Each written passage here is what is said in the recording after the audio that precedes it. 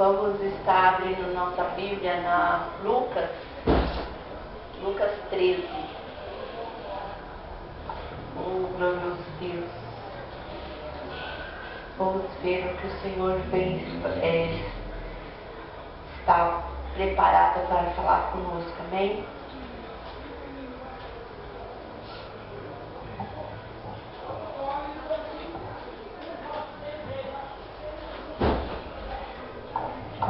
Lucas 13, 22.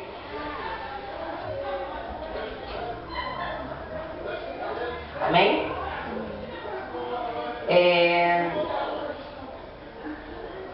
O título da minha Bíblia fala assim: a porta estreita.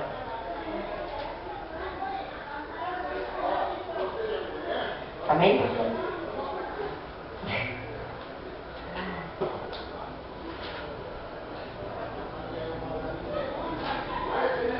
Amém, glória a Deus.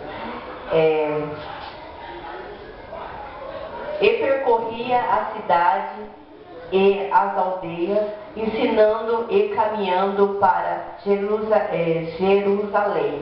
E disse-lhes: Senhor, são poucos os que se salvam?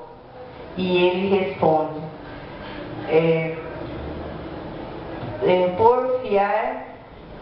por entrar pela porta estreita, porque eu vos digo que muitos procurarão, entrarão e não poderão. Amém? Só aqui. Oh, glorioso Deus, que nós possamos, Senhor, estar mais na sua presença, Senhor, que nós possamos, Senhor, estar, Senhor, de ouvidos abertos, Senhor, para que possamos, Senhor, entender a sua palavra, Senhor, porque tu, Senhor, está nos falando, Senhor, nesse momento. Oh Deus amado, em nome de Jesus, eu quero colocar, Senhor, a cada um de nós, Senhor. Abre, Senhor, nossos ouvidos, abre, Senhor, nossos entendimentos, para que nós possamos entender o que tu entendes para falar conosco. Oh Pai amado, em nome de Jesus, usa-me, Senhor, que não seja a minha boca, mas seja a sua boca, as suas palavras, Senhor, saída pela minha boca, Pai, para que eu possa estar falando com o teu povo, Pai. Em nome de Jesus é o que eu peço e agradeço. Amém. Na palavra do Senhor diz assim, que a porta é estreita, né? Eu quero chamar a atenção sobre esse versículo, né? Onde que Jesus está falando diretamente sobre a salvação. Porque ele foi indagado a respeito do assunto em questão. Quando um dos seus discípulos parou ele e falou assim, e perguntando o que seria poucos que seria salvos. E então Jesus falou de uma porta e o esforço que as pessoas teriam que fazer para entrar nessa porta, afirmando que muitos teriam dificuldades para entrar e muitos não iriam conseguir. Porque lá em Mateus 22, 14 também fala sobre isso, né? Que quando Jesus declara, muitos seriam chamados, mas poucos os escolhidos. Então, porque é muito mais fácil a gente entrar numa porta larga, onde não tem nenhum impedimento, nenhuma batalha, nenhuma angústia no meio. Então é mais fácil a gente entrar naquela porta larga, mas essa porta larga não tem nada lá para nos oferecer, a não ser a destruição. O Senhor Jesus fala aqui para nós, nesse momento, que muito poucos vão conseguir entrar nessa porta. E muitos vão querer, por algum momento, tá seguindo, mas aí já será tarde demais. Jesus está liberadamente falando que é preciso ter atitude no nosso dia a dia. Ter atitude para conduzir ao nosso entendimento, conduzir ao nosso caminho. Atitude para sair de um lugar para o outro e entrar pela porta implica. Para entrar nessa porta implica assim, tomar uma decisão. A gente tomar decisão e permanecer nessa decisão. Muitas vezes a gente fala assim, eu aceitei Jesus, mas em algum momento da nossa vida a gente acaba saindo, né? Saindo dos caminhos do Senhor.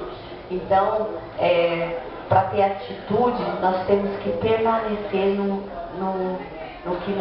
na nossa decisão, tá? Permanecer no estado sólido, né? E quando a gente toma essa decisão, a gente tem que deixar muitas coisas para trás, muitas coisas que não levam ao Senhor, muitas coisas que só nos levam na destruição. E por isso ele mesmo declara que veio para buscar e salvar aqueles que estão perdidos. Lá em Lucas 19:10 fala, né, que Jesus veio buscar aquela ovelha perdida, aquele que está perdido no mundo, e ele veio buscar para salvar. Quero levar você a compreender que ao entrar nessa porta, você não só terá o livramento da condenação, terá também o livramento de toda a área da sua vida. Muitas vezes a gente fala assim que a gente aceitar Jesus, a gente só recebe a salvação lá, mas é um conjunto de coisas. Deus nos sustenta a cada minuto da nossa vida. Então Ele nos livra de muitas aflições, muitas destruições do mundo.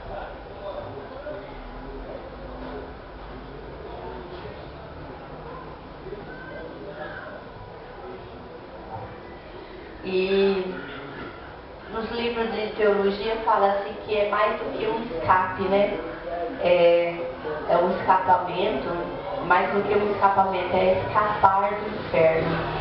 Tanto na matéria, que trata a salvação, como na teologia. Deus não quer somente nos livrar do inferno, mas Deus quer que você experimente uma salvação plena na sua vida. Por isso, Jesus veio trazer para a humanidade a salvação. Mas ninguém consegue ser salvo se não entrar pela essa porta. Ninguém pode ser salvo se não aceitar entrar na porta estreita. Lá em Mateus 7:13 fala entrar pela porta estreita, porque larga é a porta, e despedaço o caminho que conduz à perdição, e muitos são os que encontram por ela. Então muitos encontram pela porta larga, perdidos. Mas o Senhor nosso Deus nos convida para entrar pela porta dele, porque Ele é o único Salvador da nossa vida. Vejamos as expressões de Jesus sobre a salvação do homem. Poucos serão salvos e muitos serão condenados. Será que Jesus veio no mundo para isso? para declarar que muitos serão condenados? Não. Jesus veio no mundo para que todos sejam salvos. Porque Ele escolheu a todo mundo, a salvar a todo mundo, sem exceção. Então o Senhor veio, o Jesus veio, morreu por nós, para a nossa salvação, para salvar a cada um de nós. Então Ele se entristece, né, por alguns ficarem, ser condenados.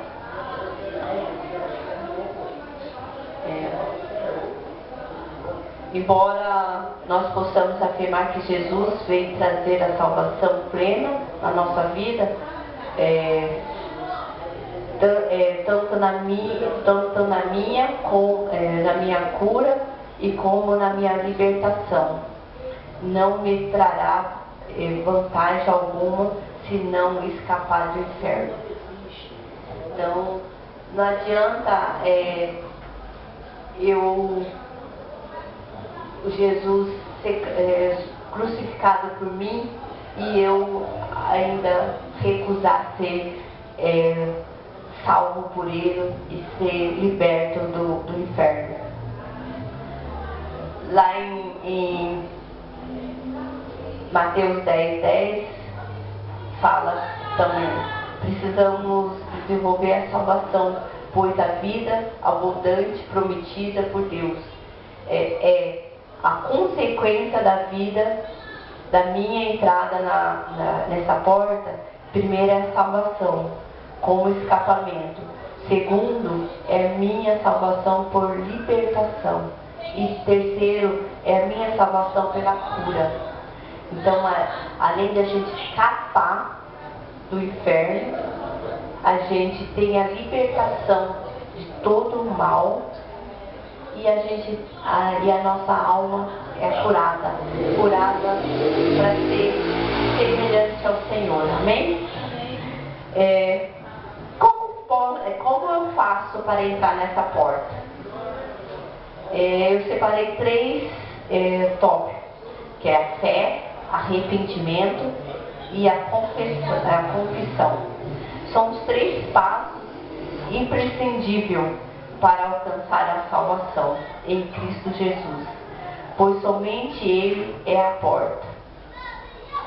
Lá em 10:9 fala assim: eu sou a porta, se alguém entrar por ela,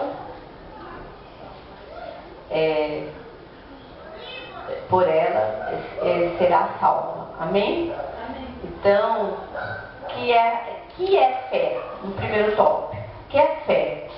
Fé é crer na existência e na sua onisciência.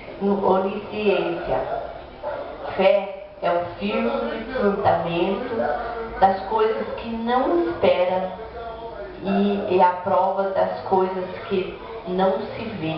Está lá em Hebreus 11:1. A fé é a confiança, é a crença, é a esperança, é a credibilidade. Lá em João 3:18 fala assim: quem crê nele não é condenado, mas quem não crê já está condenado. O crer não é só acreditar. O crer aponta a fidelidade.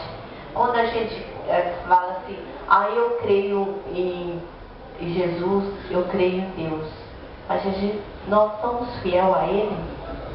Nós somos fiel a cada pedido que Ele venha a nos pedir?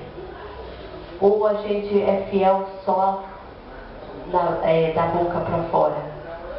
A nossa fidelidade é como se fosse uma aliança com Deus, né? Quando a gente faz uma aliança no nosso casamento, o que requer no nosso casamento, nessa aliança? A fidelidade. Como a gente consegue ser fiel ao homem e não consegue ser fiel a Deus? Né? Então,